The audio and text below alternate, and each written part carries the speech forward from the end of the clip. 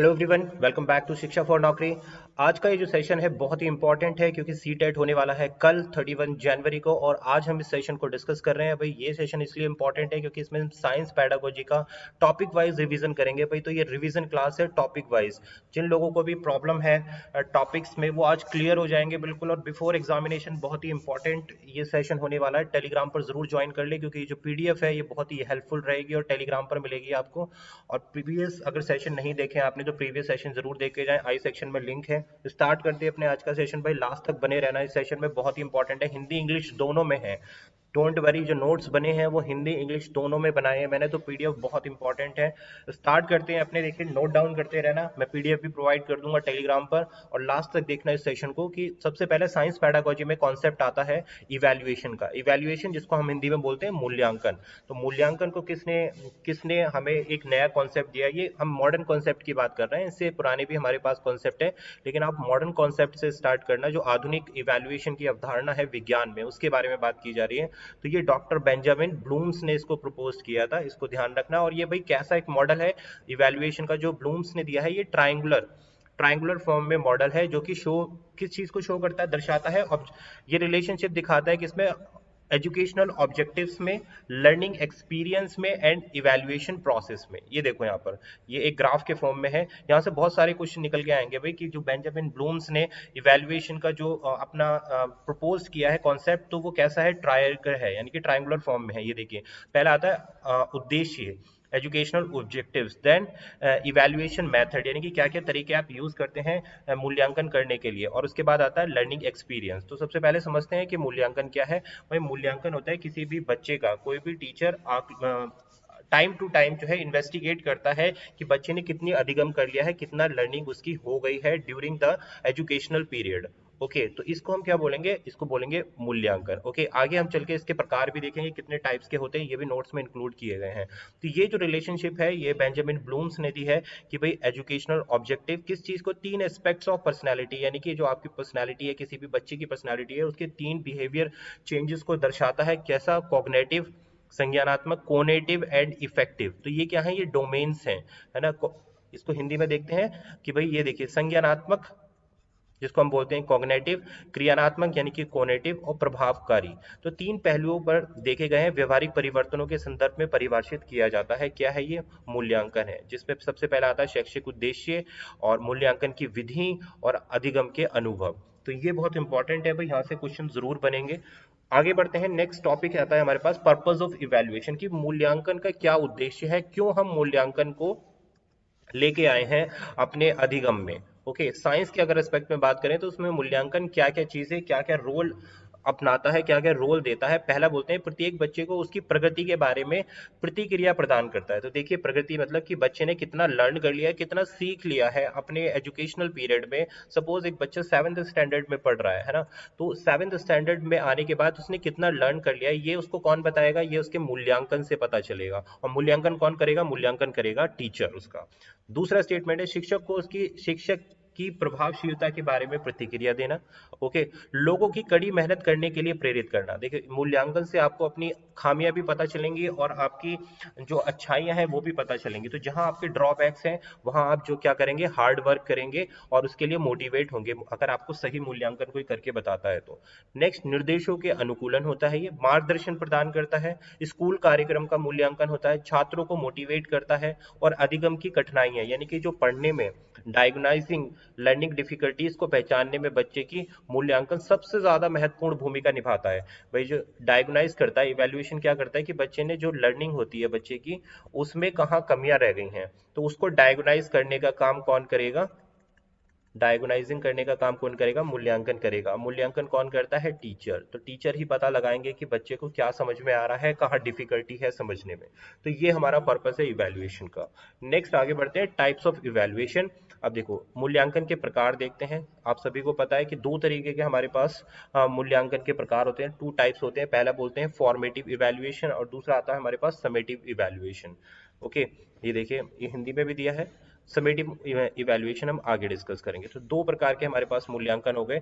तो पहला मूल्यांकन बोलता है, ये निटको थे, इन्होंने डिफाइन किया है फॉर्मेटिव इवैल्यूएशन को, is concerned with the judgement made during the design and development of a program which is directed toward modifying, forming and otherwise improving the program before it is completed। क्या कहने का मतलब है कि भाई जो ये फॉर्मेटिव असेसमेंट है, फॉर्मेटिव इवैल्यूएशन है, मूल्यांकन है, ये कब किया जाता है भाई?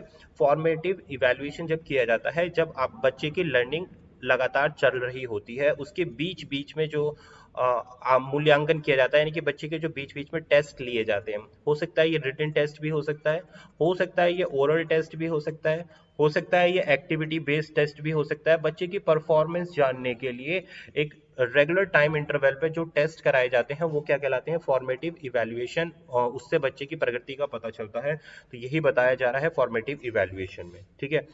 और इसका अर्थ क्या है कि शिक्षार्थियों की उपलब्धियों के व्यवस्थित मूल्यांकन की एक सतत प्रक्रिया। सतत का मतलब सीसीई के अंतर्गत आ गया है ये।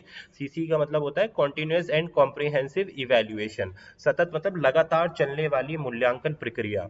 लगातार का मतलब कि बच्चा एक साल के अंदर जो उसका टाइम पीरियड है उसमें जो वो कैरिकुलम या सिलेबस को स्टडी कर रहा है, तो उस सिलेबस में लगातार बच्चे की मूल्यांकन प्रक्रिया जारी है। ऐसा नहीं है कि वो सिलेबस कंप्लीट होने के बाद हो रही है, नहीं, सिलेबस कंप्लीट होते होते बच्चे की मूल्यांकन किया जा रहा है, बच्चे का आकलन किया जा रहा है, मापा जा रहा है कि बच्चे ने कितना लर्निंग कर ली है। तो ये जो है निर्देशक चरण के दौरान किया जाता है, यानी कि इसके स्टेप्स होते हैं जिसके थ्रू मूल्यांकन किया जाता है। ओके, तो आगे बढ़ते हैं। नेक्स्ट शॉर्ट में इसको फिनिश कर रहे हैं, मेन सार आपको बता रहे हैं जिससे कि जल्दी से समझ में आए, क्योंकि रिवीजन क्लासेस हैं, डिटेल स्टडी के लिए हमारे पास अभी टाइम नहीं है, क्योंकि जिन लोगों ने पढ़ रखा है वही रिवाइज करें, और यहाँ से आपको 100% बहुत हेल्प मिलेगी अपने एमसीक्यूज को अटेम्प्ट करने के लिए। अब समेटिव इवैल्यूएशन क्या बोलता है? समेटिव इवैल्यूएशन डिस्क्राइब करता है कि भाई जो कंप्लीटेड प्रोग्राम है, यानी कि जो वर्ष भर में आपने बच्चे को पढ़ा दिया है, एक ईयर में जो आपने पूरा बच्चे को स्टडी करा दिया है, उसके बाद लास्ट ऑफ ईयर में जो फाइनल एग्जाम्स, जिसको आप इजी लैंग्वेज में समझ सकते हैं कि आपके जो फाइनल एग्जाम्स होते हैं, है ना, तो वो जज करते हैं समेटिव असेसमेंट। लेकिन जैसे ये देखो यहाँ पे भी इन्होंने ये बताया है, final examination help in summative evaluation. During summative examination teacher can cover large portion and also check the higher level objective. अब देखिए इसमें बच्चे के किस चीजों पर प्रकाश डाला जाता है? हायर लेवल, उच्च स्तर के उद्देश्यों पर जो है मूल्यांकन किया जाता है। किसकी हेल्प से? समेटिव असेसमेंट की हेल्प से। भाई ये बीच बीच में नहीं होंगे, ये शॉर्ट टर्म में नहीं होंगे, ये लॉन्ग टर्म प्रोसीजर है और साल के अंत में किया जाने वाला मूल्यांकन होता है। क्लियर भाई? समेटिव इवैल्यूएशन में क्या होता है? Teacher can ask the question of higher difficulty, कि जो शिक्षक है वो बच्चे से बहुत उच्च स्तर की क्वेश्चन को रेज कर सकता है, उसके एप्लीकेशन के बारे में पूछ सकता है स्टूडेंट से, ठीक है। तो ये है समेटिव इवैल्यूएशन का एक सीन। आगे बढ़ते हैं। देखो ये योगात्मक मूल्य है, इसको आप हिंदी में आप जो मैंने एक्सप्लेन किया है वो यहाँ पढ़ सकते हैं। नेक्स्ट आते हैं भाई स्टेप ऑफ इवैल्यूएशन प्रोसेस। अब देखते हैं मूल्यांकन का जो प्रोसेस है उसमें कौन कौन से स्टेप इन्वॉल्व किए जाते हैं, कौन कौन से उसके चरण हैं। पहला आता है सिलेक्शन ऑफ ऑब्जेक्टिव, दूसरा आता है क्लैरिफिकेशन ऑफ ऑब्जेक्टिव, इसको हिंदी में देखें अगर तो उद्देश्यों का चरण, दूसरा उद्देश्यों का स्पष्टीकरण, तीसरा परिस्थिति का ज्ञान और उपयुक्त वातावरण होना चाहिए मूल्यांकन की प्रक्रिया में। ये बहुत ही इंपॉर्टेंट है कि भाई परिस्थितियों का आपको पता होना चाहिए कि किस तरीके की परिस्थिति है बच्चे के साथ में, ओके। और उसके लिए उपयुक्त वातावरण आपको प्रोवाइड कराना है बच्चे को, अगर आप बच्चे का मूल्यांकन कर रहे हैं तो। मूल्यांकन के साधन की उत्पत्ति की जो भाई ये टूल्स होते हैं मूल्यांकन के, वो आपके पास होने चाहिए। छात्रों के व्यवहार में परिवर्तन की जानकारी प्राप्त करने के लिए पर्याप्त सामग्री और स्पष्टीकरण आपके पास होना चाहिए। तो देखो मूल्यांकन केवल लिखित ही नहीं होता है, व्यवहार यानी कि बिहेवियर, बच्चे के बिहेवियर पे भी स्टडी की जाती है कि बच्चा किस तरीके का बिहेवियर प्रदर्शित कर रहा है ड्यूरिंग द लर्निंग प्रोसेस, है ना, अधिगम के दौरान बच्चा किस तरीके का बिहेवियर शो कर रहा है, ये भी मूल्यांकन के अंतर्गत आता है, ध्यान रखना इसको। आगे बढ़ते हैं। कैरेक्टरिस्टिक्स मतलब एक अच्छे मूल्यांकन, गुड इवैल्यूएशन टेस्ट की एक क्या विशेषताएं होनी चाहिए? तो देखो भाई इट मस्ट बी वैलिड, ये वैलिड होना चाहिए आपका जो इवैल्यूएशन टेस्ट आप बच्चे के साथ लेने चाह रहे हैं। It means that the test undertakes the same measurement, यानी कि वैलिडिटी का मतलब है कि सभी के लिए एक समान होना चाहिए। Second reliable, it should function consequently, it should be reliable, बन के विश्वसनीय होना चाहिए। नेक्स्ट ऑब्जेक्टिविटी होनी चाहिए, the test should be objective होना चाहिए। नेक्स्ट कॉम्प्रिहेंसिव होना चाहिए, प्रैक्टिकबिलिटी होनी चाहिए, और क्लियरनेस होना चाहिए। अगर हिंदी में समझना चाहते हैं तो यानी कि फर्स्ट पॉइंट बोलता है वैधता, प्रामाणिक होना चाहिए। दूसरा विश्वसनीय होना चाहिए, वस्तुनिष्ठ होना चाहिए, वस्तुनिष्ठ परीक्षा होनी चाहिए, अर्थात परीक्षकों को व्यक्तिगत निर्णय स्कोर करने को प्रभावित नहीं करना चाहिए। बोधगम्यता होनी चाहिए, व्यवहारिकता होनी चाहिए, विवेचना और स्पष्टता। तो ये अच्छे मूल्यांकन की क्या है, विशेषता है भाई। यहाँ से ऑब्जेक्टिव क्वेश्चन बनेंगे आपके 100%। पैडागोजी की हम बात कर रहे हैं, साइंस पैडागोजी में ये बहुत इंपॉर्टेंट टॉपिक का डिस्कशन है भाई, मिस मत करना। इसके आगे और भी इंपॉर्टेंट टॉपिक्स हैं जो समझने बहुत जरूरी हैं। देखो अब बात आती है अनदर इंपॉर्टेंट टॉपिक कि means of evaluation in science teaching. कहने का मतलब है कि इवेल्युएशन का विज्ञान शिक्षण में क्या योगदान है, क्यों हम विज्ञान शिक्षण में इवेल्युएशन को इंक्लूड कर रहे हैं। देखिए एग्जामिनेशन सिस्टम इन साइंस दो तरीके का होता है भाई, पहला थ्योरेटिकल, दूसरा बिहेवियरल एग्जाम। तो थ्योरेटिकल में क्या करते हैं आप, रिटन पेपर का इस्तेमाल करते हैं, कुछ पेपर पेंसिल टेस्ट जिसको बोलते हैं, इन्वेस्टिगेशन होती है, ऐसे टाइप क्वेश्चन दिए जाते हैं बच्चे को, शॉर्ट आंसर दिए जाते हैं, ऑब्जेक्टिव। तो ये क्या है सब थ्योरेटिकल। अब बात करते हैं बिहेवियर, बच्चे के व्यवहार से संबंधित जो एग्जाम लेते हैं आप, वो क्या होते हैं, एग्जामिनेशन ऑफ रिकॉर्ड्स के बेसिस पर एग्जाम लेते हैं, ओरल टेस्ट लेते हैं, और एक्सपेरिमेंटल और लैब से रिलेटेड जितने भी या एक्टिविटीज से बेस्ड जितने भी टेस्ट होते हैं वो बच्चे के बिहेवियर को शो करते हैं। ओके, तो ये है हमारा साइंस टीचिंग में इवैल्यूएशन का मतलब। ओके, नेक्स्ट आता है scope of science teaching in school.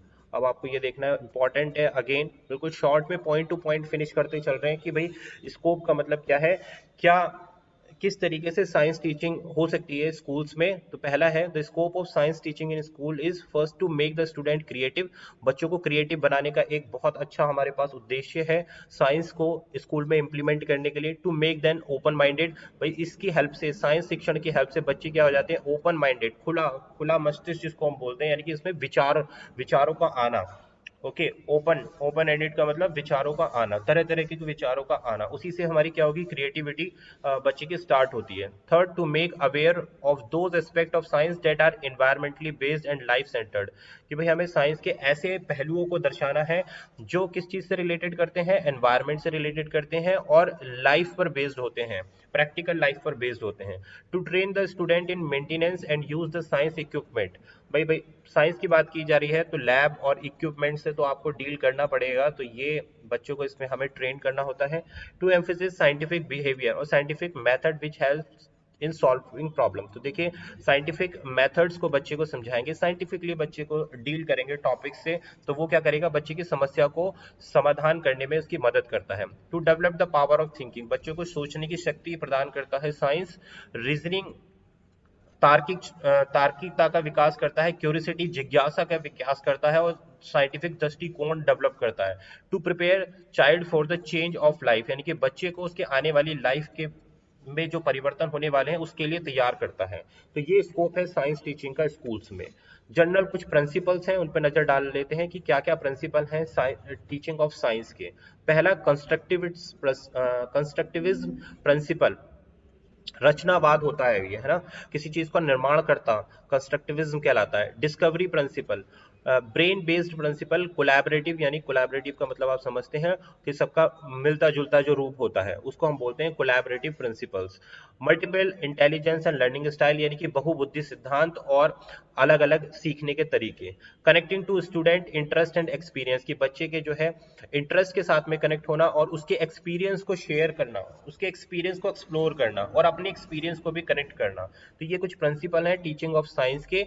ठीक है, नेक्स्ट देखते हैं focus on core ideas and practice, deep exploration of importance concept, development meaningful understanding of actual practical science.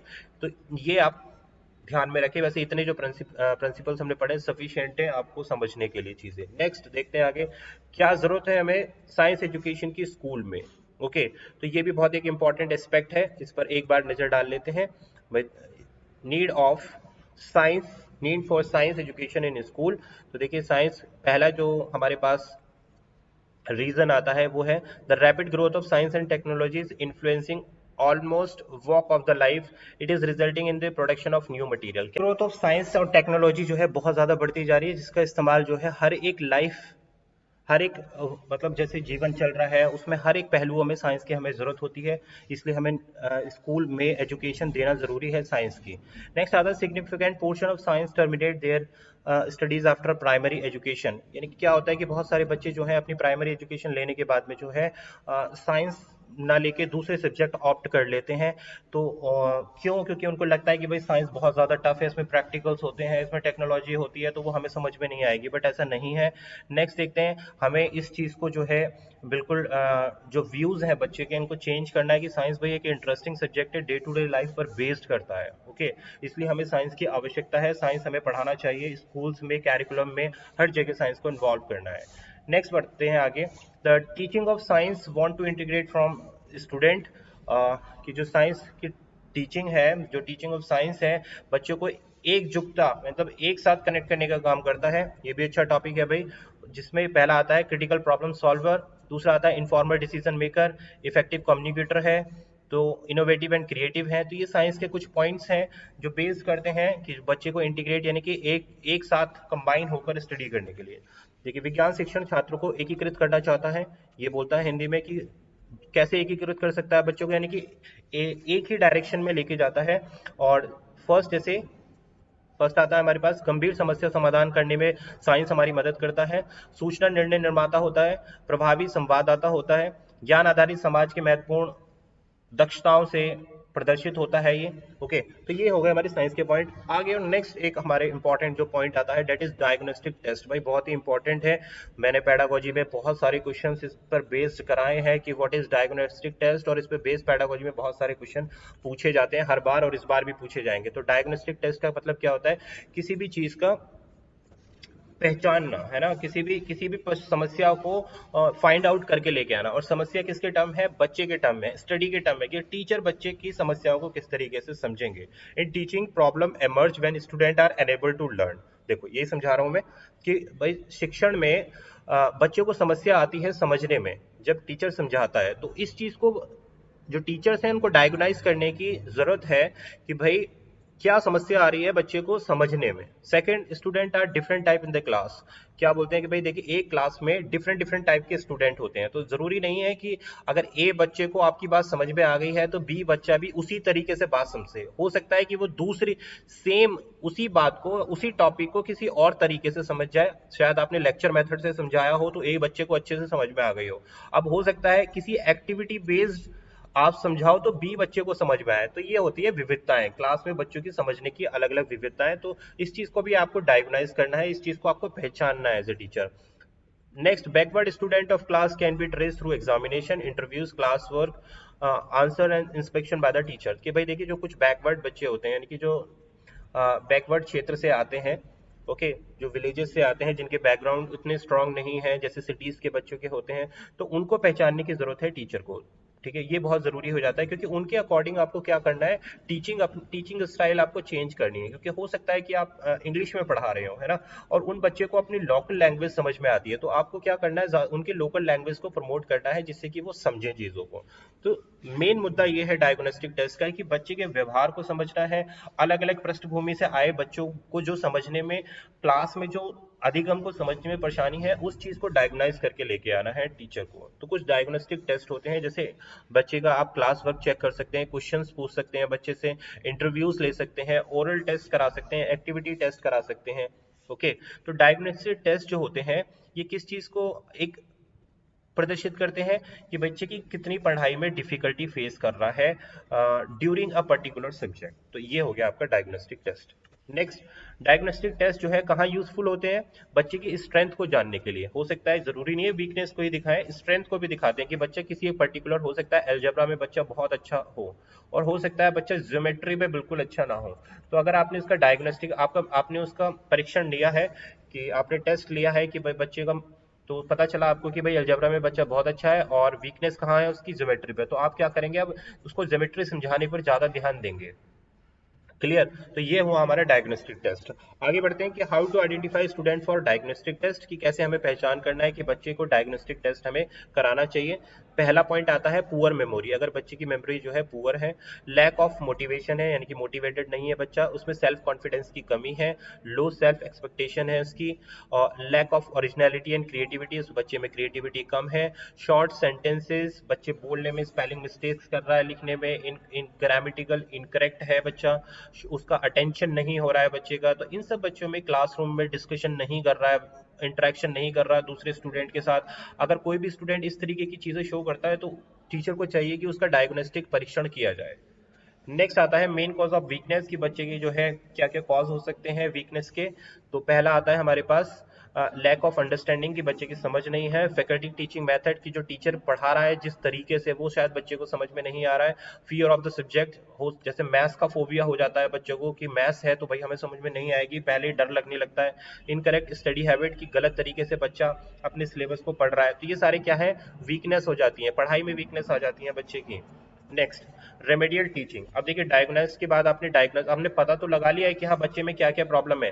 उसके उपचार, रेमेडियल का मतलब होता है उपचारात्मक शिक्षण, जिसको हम हिंदी में बोलते हैं। तो जब आपने डायग्नाइज कर लिया है, इन्वेस्ट कर लिया है, इन्वेस्टिगेटिंग कर लिया है कि बच्चे को कहाँ कहाँ समझने में परेशानी आ रही है, तो उसका आप फॉलो अप लेंगे। फॉलो अप मतलब उसकी समस्या को समाधान देंगे, उपचार देंगे उसको। ओके, तो this step is generally termed as remedial teaching. इस प्रोसेस को हम क्या बोलते हैं, रेमेडियल टीचिंग बोलते हैं। तो उपचारात्मक शिक्षण के कुछ उद्देश्य हैं, जैसे छात्रों के संदेह को समय पर हल करना, शिक्षक के शिक्षण के दौरान उत्पन्न होने वाली समस्याओं को हल करना, छात्रों के बीच अच्छी प्रवृत्तियां को विकसित करना। तो ये हमारे पास क्या है, उपचारात्मक शिक्षण के उद्देश्य हैं। और इनके सिद्धांत क्या है, जैसे शिक्षण की तैयारी होनी चाहिए, अधिगम के विभिन्न क्रियाकलाप और शिक्षण की पहुंच, स्पष्ट निर्देश। तो ये है इनके कुछ सिद्धांत यानी कि प्रिंसिपल्स किस चीज के, रेमेडियल टीचिंग के। नेक्स्ट बढ़ते हैं कि कैसे हम इफेक्टिव रेमेडियल टीचिंग कर सकते हैं, ये इंपॉर्टेंट है, यहाँ से क्वेश्चन बन सकता है भाई कि steps of effective remedial teaching. तो देखिए पहला जो स्टेप्स रखा जाता है कि रेमेडियल टीचिंग में, वो हम लेते हैं, सबसे पहला आता है पढ़ाना, टीच भाई सबसे इंपॉर्टेंट पैरामीटर है। उसके बाद रिव्यू करना, उसके बाद test for weakness when they appear. Fourth, follow the remedial drills. क्या मतलब है कि भाई पहले आपको क्या करना है, पहला आपका काम है एज ए टीचर बच्चों को पढ़ाना। पढ़ाने के बाद आप रिव्यू करेंगे, रिव्यू का मतलब कि कितना आपने पढ़ा दिया है। ओके। थर्ड आपका test for weakness whenever they appear. आपको अगर लग रहा है कि बच्चे को एक टेस्ट की जरूरत है जिससे आइडेंटिफाई हो जाए, जिससे क्या हो जाए, डायग्नाइज हो जाए, पता चल जाए कि बच्चा कितना सीख गया है और कहाँ उसमें कॉम्प्लिकेशंस हैं। अब आपको पता चल गया कि बच्चे को समझने में परेशानी आ रही है, तो उसके लिए रेमेडियल ड्रिल्स का इस्तेमाल करेंगे, यानी कि उपचारात्मक तरीकों का इस्तेमाल करेंगे। हो सकता है आपको अपनी पढ़ाने की विधि चेंज करनी पड़े, हो सकता है टीचिंग लर्निंग मटेरियल का इस्तेमाल करना पड़े। तो देखो ये प्रोसीजर है। सबसे पहले हम क्या करते हैं, आइडेंटिफाइंग करते हैं बच्चे की टारगेट स्टूडेंट को पहचानते हैं। उसके बाद क्या करते हैं, डायग्नोसिंग लर्निंग प्रॉब्लम। हम क्या करते हैं, बच्चे की जो भी अधिगम संबंधित समस्याएं हैं उसको निकाल के लेके आते हैं। उसके बाद क्या करते हैं, डिजाइन करते हैं, अपने टीचिंग स्टाइल को डिजाइन करेंगे कि कैसे हमें बच्चे को उपचारात्मक शिक्षण देना है। उसके बाद कंडक्ट करेंगे रेमेडियल इंस्ट्रक्शन। कहने का मतलब है कि जो रेमेडियल प्रोसेस है, जो उपचारात्मक शिक्षण है, उसको इम्प्लीमेंट करेंगे। और इम्प्लीमेंट करने के बाद हम देखेंगे कि बच्चे ने कितना सीख लिया, यानी कि उसका असेसमेंट करेंगे कि जो हमने रेमेडियल टीचिंग दी है, रेमेडियल टीचिंग, रेमेडियल शिक्षण का मतलब ये भी होता है कि पुनः शिक्षण करना, दोबारा से आपको टीच करना। पर्टिकुलर टॉपिक जो आप पढ़ा चुके हैं, हो सकता है आपको दोबारा से उसको पढ़ाना पड़े बच्चे की आवश्यकता अनुसार। ठीक है, नेक्स्ट बढ़ते हैं, बहुत ही इंपॉर्टेंट फैक्टर है, लास्ट के का 2-3 स्लाइड्स बाकी हैं लेकिन ये बहुत ही इंपॉर्टेंट है, इफेक्टिव है भाई, ब्लूम्स टैक्सोनॉमी से रिलेटेड है, तो इसको जरूर वॉच करें। देखो तो ब्लूम्स टैक्सोनॉमी जो है किसके द्वारा दी गई है, साइकोलॉजिस्ट हैं बेंजामिन ब्लूम, जिसको हमने फर्स्ट स्लाइड में भी डिस्कस किया था। तो इन्होंने एक 3 हायरार्की मॉडिकल क्लासीफाई किया है, जिसको हम बोलते हैं, पहला अभी हमने समझा था कॉग्निटिव डोमेन, जिस कॉग्निटिव डोमेन का मतलब है संज्ञानात्मक पक्ष जिसको बोला जाता है। तो ये किस चीज पर बेस करता है, मेंटल स्किल्स पे, मानसिक मानसिक जो मानसिक आपकी कैपेबिलिटीज हैं उन पर बेस करता है। Okay, according to this domain individual proceed from lower thinking to the higher order thinking. Lower thinking मतलब निम्न स्तरीय सोच से, लेकिन लो प्रोसेस से, लोअर लेवल से सोचना स्टार्ट करता है, कहाँ की तरफ, हायर लेवल की तरफ। तो इसको हम क्या बोलते हैं, और ये किस चीज के थ्रू पॉसिबल है, ये मेंटल स्किल्स आपके अंदर कितनी है, यानी कि आपकी मानसिक क्षमता, मानसिक विकास, मानसिक कौशल आपके अंदर कितना है, तो वो सब क्या कौन दर्शाता है, कॉग्निटिव डोमेन। अब इसके अंदर जो पहला पक्ष आता है वो आता है नॉलेज, यानी कि ज्ञान होना चाहिए आपके पास, कॉम्प्रीहेंशन, बोध होना चाहिए। उसके बाद आता है एप्लीकेशन, यानी कि आप किस तरीके से उसको अप्लाई कर पाएंगे। देन एनालिसिस, देन इवैल्यूएशन, मूल्यांकन, देन क्रिएटिंग, निर्माण करना किसी चीज का। तो ये क्या है, कॉग्निटिव पक्ष है, इनको ध्यान में रखना भाई। यहाँ से क्वेश्चन कई बार आता है कॉग्निटिव एस्पेक्ट से कि नॉलेज कौन सा पार्ट है, तो ये है हमारे पास फर्स्ट पार्ट, और एप्लीकेशन कौन सा पार्ट है, ये है थर्ड पार्ट। तो इस तरीके से करके मैंने भी क्वेश्चंस आपको काफी सारे प्रैक्टिस कराए हैं, अगर आपने नहीं देखे तो जरूर देख के जाए बिफोर एग्जामिनेशन, लिंक आपको आई सेक्शन में मिल जाएगा। नेक्स्ट आता है अफेक्टिव डोमेन, कि किस तरीके से क्रियात्मक पक्ष जो होता है किसी भी व्यक्ति का, है ना, this domain is based on emotions पर बेस करता है, यानी कि आपके भावात्मक जो इमोशंस पक्ष होते हैं, एटीट्यूड यानी कि व्यवहार से रिलेटेड होता है, फीलिंग्स से रिलेटेड होता है, कि कैसे कोई भी व्यक्ति किसी भी कंडीशन में आने पर किस तरीके से रिएक्ट करता है ना, कि अगर उसको हैप्पीनेस है तो वो अपने हैप्पीनेस को किस तरीके से दिखा रहा है, और उसको अगर कोई पेन है तो वो किस तरीके से प्रदर्शित कर रहा है। तो इसके लिए ब्लूम्स टैक्सोनॉमी ने कितने लेवल्स दिए हैं भाई, ये भी लोअर लेवल से कहा जाता है, हाईएस्ट लेवल ऑफ प्रोसेस तक जाता है। तो पहले लोअर लेवल क्या है, ब्लूम्स टैक्सोनॉमी के अनुसार अफेक्टिव डोमेन का पहला आता है रिसीविंग, किसी चीज को ग्रहण करना। उसके बाद आता है रेस्पॉन्डिंग, यानी कि उस पर आप अपनी प्रतिक्रिया देना। देन वैल्यूइंग, उसके बाद ऑर्गेनाइज करना। देन कैरेक्टरिस्टिक्स करना। तो ये क्या है, ये है लोअर लेवल पर, ये है lower level of affective domain, ठीक है। और ये है हायर लेवल। इसी तरीके से जो पीछे हमने पढ़ा था, पीछे क्या पढ़ा है भाई, ये कॉग्निटिव डोमेन में, तो जो नॉलेज से स्टार्ट हो रहा है ये कहाँ से जा रहा है भाई, लोअर ऑर्डर थिंकिंग से हायर ऑर्डर थिंकिंग। तो आप जो नॉलेज है ये लोअर लेवल पर आता है, और क्रिएटिंग यानी कि कुछ चीज का निर्माण करके लेके आ रहे हैं आप, तो ये क्या है, हायर लेवल थिंकिंग पर बेस्ड करता है। क्लियर। आगे बढ़ते हैं साइकोमोटर डोमेन। अब साइकोमोटर डोमेन कैसा है, तीसरा पक्ष है ब्लूम्स टैक्सोनॉमी का। ओके, अब इसके अंतर्गत क्या क्या चीजें आती हैं भाई, साइकोमोटर डोमेन के अंदर बिहेवियर और स्किल्स, यानी कि आपके अंदर कितने कौशल हैं, आपका व्यवहार कैसा है ना, और आप में कितना डेवलपमेंट हो रहा है आपके व्यवहार में और इस कौशल्स में, तो वो प्रदर्शित करता है साइकोमोटर डोमेन। तो पहला आता है हमारे पास परसेप्शन, दूसरा आता है सेट, तीसरा गाइडेड रेस्पॉन्स, चौथा mechanisms, complex overt response, adaptation and organisation. तो these are some points for psychomotor domain. Okay, तो ये था हमारा सेशन, जो इंपॉर्टेंट टॉपिक्स हमने डिस्कस किए। आई होप आपको पसंद आए होंगे, पसंद आए तो सेशन को यार शेयर कर देना ज्यादा से ज्यादा, सभी लोगों के लिए यूजफुल रहेगा। सब्सक्राइब करना चैनल को, बेल आइकन को जरूर प्रेस करना। टेलीग्राम का लिंक के नीचे दिया गया है, मैं पीडीएफ आपको इस सेशन की वहां पर पोस्ट कर दूंगा। पसंद आ गया हो तो यार लाइक करना। नया सेशन और लेके आऊंगा जो साइंस कंटेंट के लिए। Thanks for watching this session, this was Abhishek Tyagi. All the very best for your examination.